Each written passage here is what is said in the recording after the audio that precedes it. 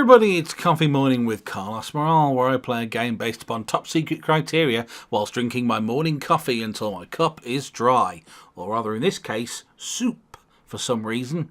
Well, actually, I know what the reason is. It's because it's delicious and tomatoey. Oh, that's good. And today we're going to be playing Zero the Kamikaze Squirrel, which was released in 1994 by Sunsoft and is a 2D platformer. It came out on the Super Nintendo Entertainment System and Sega Genesis, or Mega Drive, depending on where you're from.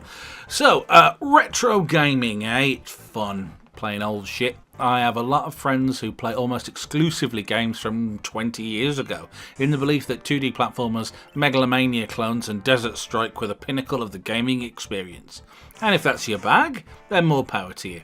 I still find an awful lot of joy in bashing my way through a Golden Axe or whatever, and many of my favourite games are classics from the 80s and 90s.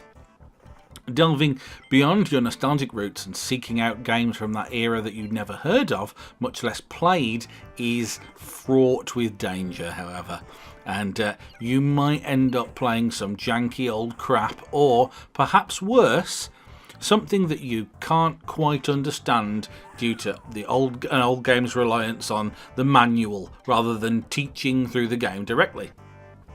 For example, here's Zero the Kamikaze Squirrel, who appeared on the SNES and Mega Drive some 3 years after Sonic the Hedgehog first arrived on the scene and tried to do what he did, and fundamentally failed to understand how that was supposed to work.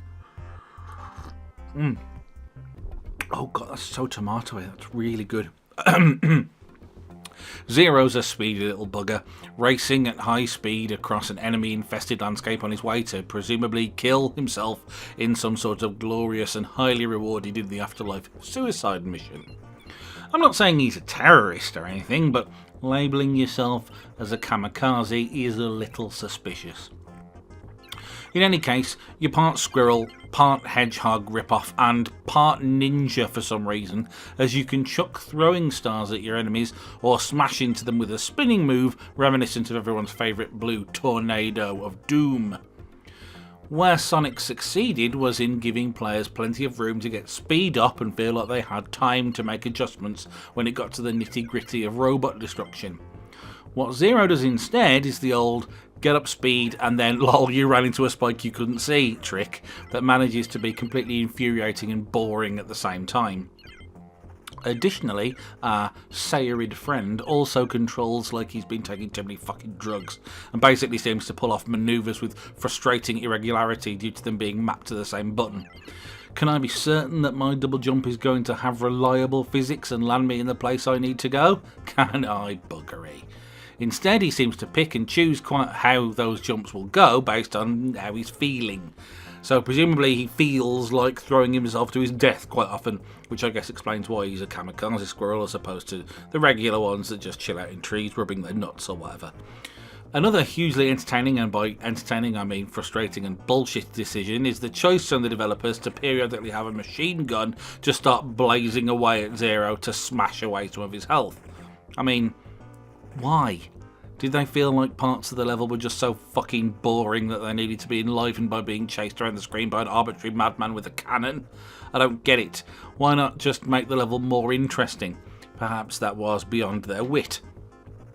In any case, we return to the retro games need their manual problem at the end of World 2. For the life of me, I can't work out during play how I'm supposed to trigger what I assume is a boss battle at the end here. After getting frustrated and swearing at the screen, a proper middle finger salute with both hands no less, I go and have a look online and discover that Zero is supposed to have some sort of swoop move that I imagine will carry me up the shaft on the right. But at this point, fuck it, I don't want it. If you're lucky enough to find the cartridge for this on the cheap at the bottom of someone's box at a car boot sale, then good luck to you. But for the love of God, don't look at the prices on eBay. Holy crap. Thank you ever so much for watching today's video on Zero the Kamikaze Hedgehog. I hope you have enjoyed it, and if you have, please not hesitate to like the video wherever it is that you found it, and consider subscribing to the channel because that makes us all super happy. That'd be brilliant, and I look forward to seeing you again next time.